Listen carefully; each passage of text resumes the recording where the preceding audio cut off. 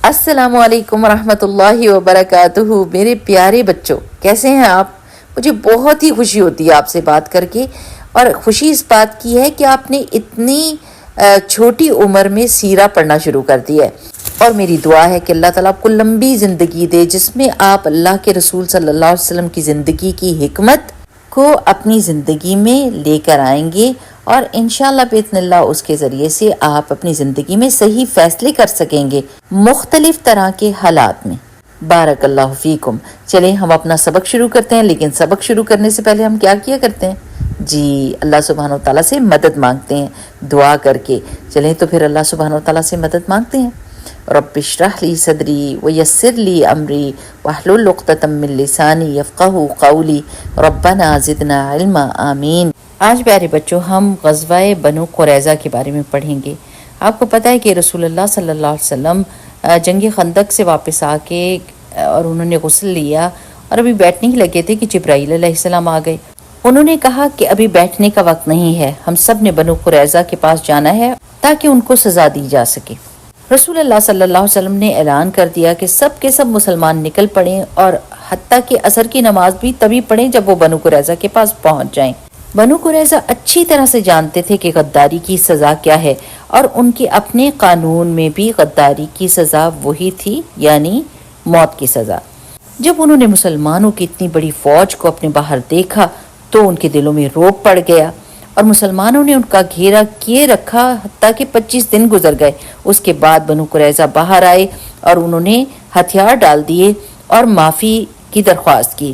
رسول اللہ صلی اللہ علیہ وسلم نے فرمایا کہ میں بالکل فیصلہ نہیں کروں گا، اور یہ فیصلے کا حق وہ سعد بن معاذ رضی اللہ تعالیٰ عنہ کو دینے جا رہے تھے، جو کہ یہودیوں کے بہت اچھے دوست تھے اور ان کے حلیف قبیلے سے تھے اور اپنے قبیلے کے سردار بھی تھے۔ حضرت سعد بن معاذ کے پاس اپنے قبیلے کی سرداری تھی، اور یہود فوراً اس بات پر راضی ہو گئے اور خوش بھی ہو گئے، کیونکہ ان کو پتا تھا کہ یہ ہمارے بہت اچھے دوست ہیں اور یہ کہ وہ ہمارے بارے میں نرم فیصلہ کریں گے۔ لیکن وہ یہ بات بھول گئے کہ حضرت سعد بن معاذ ایک انصاف پسند انسان بھی تھے۔ حضرت سعد بن معاذ نے وہی کیا۔ انہوں نے کہا کہ آج میں کسی سے نہیں ڈروں گا صحیح فیصلہ کرتے وقت، اور یہ کہ بنو قریظہ کو وہی ملے گا جس کے وہ حقدار ہیں۔ یاد رکھنے کی بات یہ ہے کہ بنو قریظہ کے ہر آدمی کو اس غداری کرنے سے پہلے، مسلمانوں کو دھمکیاں دینے سے پہلے، یہ سزا کے بارے میں اچھی طرح سے پتا تھا کہ غداری کی سزا کیا ہوتی ہے۔ سعد بن معاذ رضی اللہ تعالیٰ نے جو فیصلہ کیا اس کے مطابق ان سب کو سزا دی گئی، اور رسول اللہ صلی اللہ علیہ وسلم نے اس فیصلے میں بالکل حصہ نہیں لیا۔ اس فیصلہ کرنے کے بعد سعد بن معاذ رضی اللہ تعالیٰ عنہ فوت ہو گئے۔ انا للہ و انا الیہ راجعون۔ اس کے بعد ایک ایسا اور واقعہ ہوا کہ ثمامہ بن اسال جو کہ یمامہ کے سردار تھے، اور وہ اسلام سے اور محمد رسول اللہ صلی اللہ علیہ وسلم سے شدید نفرت کرتے تھے، نعوذ باللہ، اور ان کی دشمنی بہت کھلم کھلا تھی، تو وہ بھیس بدل کر مدینہ آ رہے تھے تاکہ وہ رسول اللہ صلی اللہ علیہ وسلم کو قتل کر دیں، لیکن راستے میں ہی مسلمانوں نے ان کو پکڑ لیا اور وہ رسول اللہ صلی اللہ علیہ وسلم کے پاس لے آئے اور ان کو مسجد نبوی کے ستون سے باندھ دیا۔ جب رسول اللہ صلی اللہ علیہ وسلم ان کے پاس سے گزرے تو پوچھا کہ ثمامہ تمہارے پاس کیا ہے؟ ثمامہ نے کہا، اے محمد صلی اللہ علیہ وسلم، میرے پاس خیر ہے، یعنی مال ہے، اگر قتل کرو گے تو خون والے کو قتل کرو گے، یعنی میرا بدلہ لیں گے لوگ، اور اگر احسان کرو گے تو ایک قدردان پر احسان کرو گے، اور اگر مال چاہتے ہو تو جو چاہو گے وہ دیا جائے گا۔ اس کے بعد آپ صلی اللہ علیہ وسلم نے ان کو چھوڑ دیا، اور 3 دن مسلسل ایک ہی سوال کرتے رہے۔ جب تیسرے دن بھی ثمامہ نے وہی جواب دیا تو رسول اللہ صلی اللہ علیہ وسلم نے فرمایا ثمامہ کو چھوڑ دو۔ صحابہ کرام نے ان کی رسیاں کھول دی اور ان کو جانے دیا۔ انہوں نے جا کے غسل کیا اور واپس آ کر مسلمان ہو گئے، اور پھر کہا، واللہ روئے زمین پر کوئی چہرہ میرے نزدیک آپ کے چہرے سے زیادہ قابل نفرت نہیں تھا، لیکن اب آپ کا چہرہ ساری دنیا کے چہروں سے زیادہ محبوب ہے، اور واللہ روئے زمین پر کوئی دین میرے نزدیک آپ کے دین سے زیادہ ناپسندیدہ نہیں تھا، مگر آج آپ کا دین میرے نزدیک سارے دینوں سے زیادہ محبوب ہے۔ تکبیر، اللہ اکبر۔ پیارے بچوں، ذرا حکمت دیکھیے کہ رسول اللہ صلی اللہ علیہ وسلم نے ثمامہ بن اسال کو مسجد کے ستون سے باندھا، حالانکہ وہ کافر تھے، لیکن ان کو یہ موقع دیا کہ وہ دیکھ سکتے کہ مسلمان کیا کرتے ہیں، کیسی باتیں کرتے ہیں، کس طرح ان کے آپس کے معاملات ہیں۔ جن کو دیکھ کر ان کو پتہ چلا کہ دین اسلام تو بہت محبت والا دین ہے، بہت پیارا دین ہے، اور اس میں کتنا اتحاد ہوتا ہے جب سب مل کر نماز پڑھتے ہیں، کتنا خوبصورت لگتا ہے۔ تو انہوں نے دین کی ساری خوبصورتی ادھر مسجد میں 3 دن بندھے ہوئے دیکھ لی، اور اس کے بعد انہوں نے اسلام کو قبول کیا۔ کیوں؟ کیونکہ وہ ان کو اچھا کھانا دیتے تھے، اچھی طرح سے ان کو ٹریٹ کرتے تھے، تو ان کے حسن اخلاق سے متاثر ہو کر وہ مسلمان ہوئے۔ اب آپ دیکھیں کہ یہ وہ وقت تھا جب لوگ ایک دوسرے پر دشمنی کی وجہ سے بہت زیادہ ظلم کرتے تھے، اور اسپیشلی اگر کوئی کسی کو قتل کرنے کے لیے آ رہا تھا تو پھر اس کو قتل ہی کر دیتے تھے۔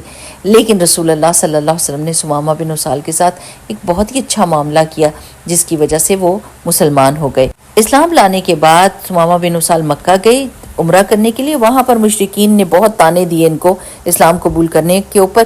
اس پر غصے میں آ کر ثمامہ نے کہا کہ ہمارے علاقے سے آپ کو اناج کا ایک دانہ بھی نہیں ملنے والا۔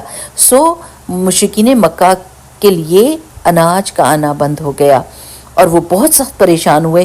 پھر انہوں نے رسول اللہ صلی اللہ علیہ وسلم کو درخواست بھیجی کہ آپ ثمامہ سے کہیے کہ وہ ہمارا اناج کا راستہ کھول دیں۔ رسول اللہ صلی اللہ علیہ وسلم نے جب ثمامہ سے کہا تو انہوں نے فوراً یہی کر دیا۔ پیارے بچوں، یہاں ہم رک کر اب دیکھیں گے کہ ہم نے کیا سیکھا۔ ایک تو یہ بات کہ کبھی کبھی کوئی مجرم ایسے ہوتے ہیں جن کو ڈسپلن کرنا پڑتا ہے، اگر سزا نہ دیں تو وہ اور خطرناک ہو جاتے ہیں اور وہ فساد پھیلاتے ہیں۔ ایسے لوگوں کو سزا ضرور ملنی چاہیے۔ جیسے اسکول میں بلیز ہوتے ہیں نا، جو بچوں کو تنگ کر رہے ہوتے ہیں، ان کے بیگ پھاڑ دیتے ہیں، ان کی کتابیں پھاڑ دیتے ہیں، ان کی جوتے چھپا دیتے ہیں، ان کی جیکٹ چھپا دیتے ہیں، کتنے تنگ کرتے ہیں۔ اور اگر اسکول کا پرنسپل ان کو سزا نہ دے تو پھر کیا ہوتا ہے؟ اور زیادہ بلیز پیدا ہو جاتے ہیں، اور زیادہ لوگ ایسے ہوتے ہیں جو لوگوں کو تنگ کرنے والے ہوں۔ دوسری بات ہم نے جو سیکھی وہ یہ ہے کہ جو دین میں نہیں ہوتا وہ آپ کا اخلاق ضرور دیکھتا ہے کہ آپ کس طرح لوگوں کے ساتھ بیہیو کرتے ہیں، اور بہت سارے لوگ اس اخلاق سے متاثر ہو کر اسلام قبول کرتے ہیں۔ برے کے ساتھ ہمیشہ برا سلوک نہیں کرتے ہوتے، برے کے ساتھ اچھا سلوک کرتے ہوتے ہیں تاکہ اس کا دل نرم ہو جائے اور وہ بھی اچھا بن جائے، جیسے رسول اللہ صلی اللہ علیہ وسلم نے ثمامہ بن اسال کے ساتھ کیا۔ ٹھیک ہے میرے پیارے بچوں، چلیں دعا مانگ لیتے ہیں۔ اللہم اہدنی لاحسن الاخلاق لا یہدی لاحسنہا الا انت واصرف عنی سیئہا ولا یصرف عنی سیئہا الا انت، آمین۔ بارک اللہ فیکم، سبحانک اللہم وبحمدک، نشہد ان لا الہ الا انت، نستغفرک ونتوب الیک۔ السلام علیکم ورحمۃ اللہ۔